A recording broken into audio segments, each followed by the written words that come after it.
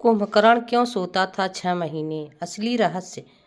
दोस्तों, आखिर रावण कैसे करता रहा कुंभकर्ण की पत्नियों के साथ गलत? रावण ने कुंभकर्ण की पत्नी के साथ क्या किया?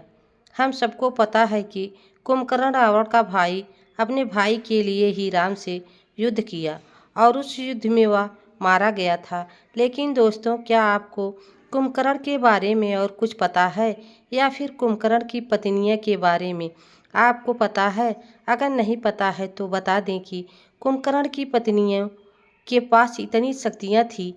यह बात आपको चौंका सकती हैं, क्योंकि कुंभकर्ण की पत्नियों को आम स्त्री नहीं थी, वह बहुत ही शक्तिशाली थी और कुंभकर्ण के बच्चे उससे भी शक्तिशाली। इस वीडियो में हम आपको कुंभकर्ण के बारे में वह जानकारी देने वाले हैं जो आज से पहले आपने किसी से नहीं सुनी होगी। साथ ही हम आपको यह भी बताएंगे कुंभकर्ण सो जाता था तो उसके सोने के बाद उसकी पत्नियां क्या करती थी। दोस्तों, रावण एक महाज्ञानी और महायोद्धा था।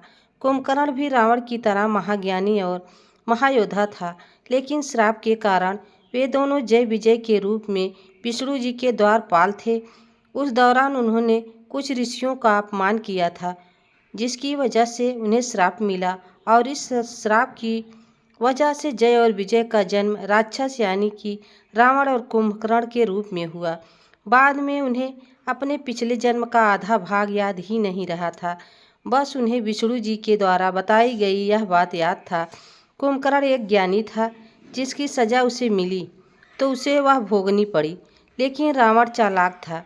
उसका जन्म एक ब्राह्मण के घर में हुआ था। उसकी माँ एक राक्षसी कुल की वजह से रावण और कुंभकर्ण दोनों में राक्षस के काफ़ी लक्षण थे। रावण दुनिया पर राज करना चाहता था, लेकिन वापस स्वर्ग ही जाना चाहता था। उसे मृतलोक नहीं अच्छा लग रहा था। आपसे कई लोगों को नहीं पता होगा कि मृतलोक पृथ्वी लोक को ही कहते हैं। कुंभकर्ण को कुछ समझ नहीं आ रहा था कि आखिर वह क्या करे। उन दोनों को वापस स्वर्गलोक में जाने के लिए क्या करना चाहिए? दोस्तों, वाल्मीकि के द्वारा लिखा गया महाकाव्य रामायण, जिसमें श्राप इस बात को बताया गया है कैकसी ने अशुभ समय पर को गर्भधारण किया था। इस वजह से कुंभकर्ण और रावण की बुद्धि पूरी तरह से राक्षसों वाली थी। कैकसी ने अपने पति से यह वरदान मांगा था कि प्रभु, मुझे ऐसे 2 पुत्र चाहिए जो शक्ति में देवों से आगे हो। अगर देवताओं से लड़ाई हो जाए तो उन्हें हराने में असफल रहे। कुछ समय बाद ही रावण और कुंभकर्ण का जन्म हुआ था। रावण और कुंभकर्ण बचपन से ही बहुत ही उपद्रवी थे। कुंभकर्ण अक्सर ऋषि मुनियों के यज्ञ में विघ्न डाला करता था, तो कभी उनसे यज्ञ स्थल पर मरे हुए जानवर फेंक देता था।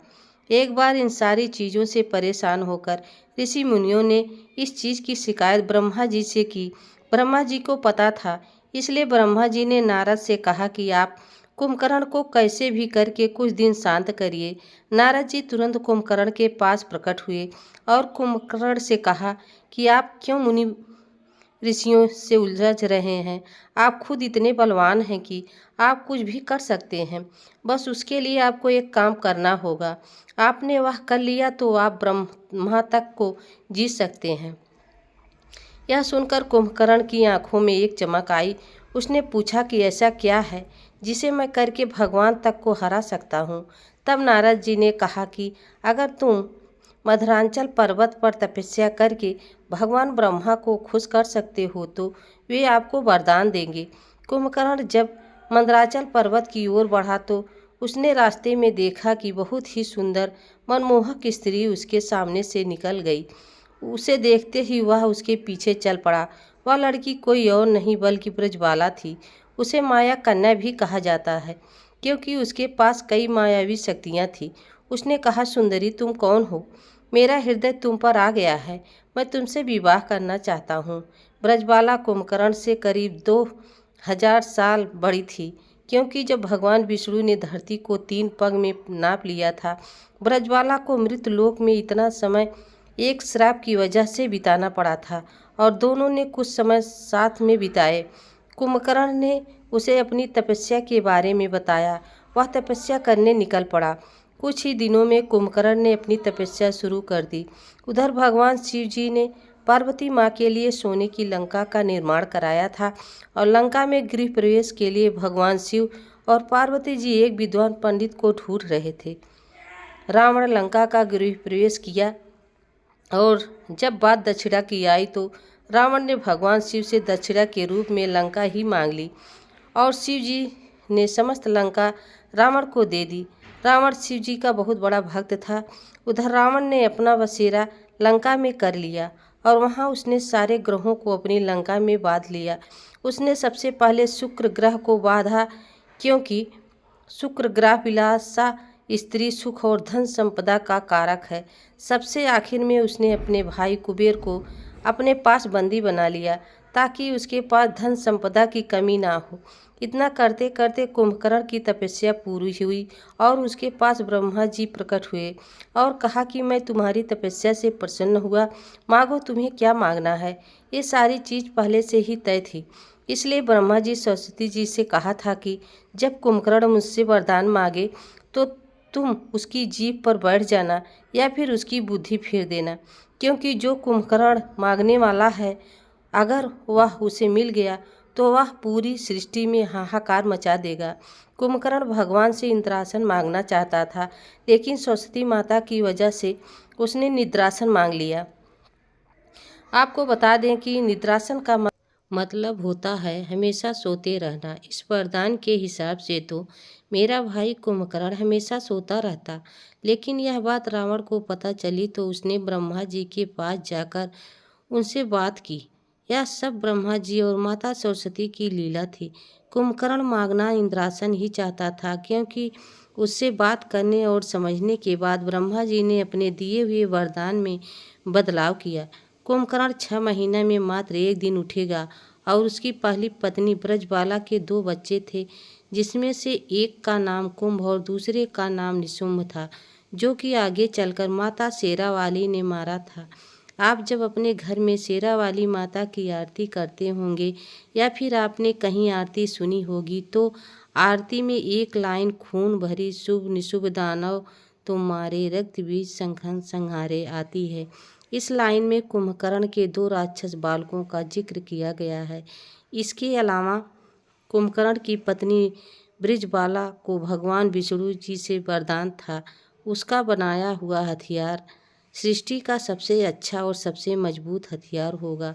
इसलिए रावण ने उसे शुंभ निशुंभ के साथ लंका बुला लिया।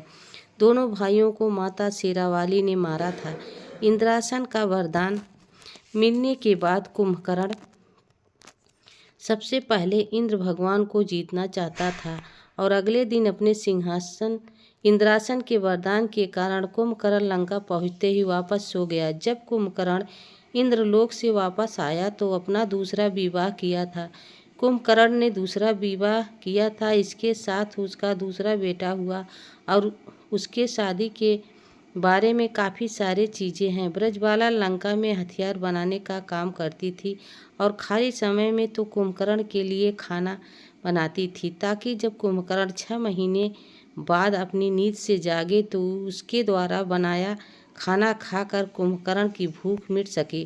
दोस्तों, कुंभकर्ण की दूसरी पत्नी ने कुंभकर्ण से शादी के बाद अपने बच्चे को जन्म दिया और वापस अपने ही राज्य में रहने लगी थी और अपना राज संभालने लगी थी। अपने बच्चों को बहुत चाहती थी और उसे पता था कि कुंभकर्ण के भाई रावण और कुंभकर्ण की लड़ाई प्रभु श्री राम और लक्ष्मण से है। उसे लगता था कि इन सब में कहीं उसके बेटे को कुछ हो ना जाए। अपने बेटे को लेकर काफ़ी दूर चली गई ताकि उसे देवताओं से दूर रखा जा सके, लेकिन बाद में बड़े होने पर जब उसके बेटे को अपने पिता की मौत के बारे में पता चला तो उसने देवताओं से बदला लेने का फैसला किया। हालांकि बाद में भगवान शिव से उसका मुकाबला हुआ और शिव जी ने उसे भस्म कर दिया। वही शंकर भगवान का प्रसिद्ध मंदिर भीमा शंकर है। उन्होंने कुंभकर्ण को शिक्षा दी थी, इसलिए उसे तमाम वेदों और धर्म की जानकारी दी थी। वह भूत और भविष्य का ज्ञाता था। उसके बारे में यह भी कहा जाता है कि वह अच्छे चरित्र और सकारात्मक स्वभाव वाला राक्षस था। उसके बारे में यह भी माना जाता है कि वह एक महान लड़का था। तो वहाँ उसने बड़े पैमाने पर बंदरों को मार दिया था। बाद में भी श्री राम के बाणों से उसकी मृत्यु हुई थी। दोस्तों, यह है कुंभकर्ण के बारे में कुछ जानकारियाँ, तो शायद ही आपने किसी से सुनी होगी। दोस्तों, यह वीडियो आप सबको कैसी लगी कमेंट में ज़रूर बताना। चैनल पर नए हो तो लाइक सब्सक्राइब शेयर ज़रूर करें। तब तक के लिए जय सिया राम, जय श्री राम, धन्यवाद।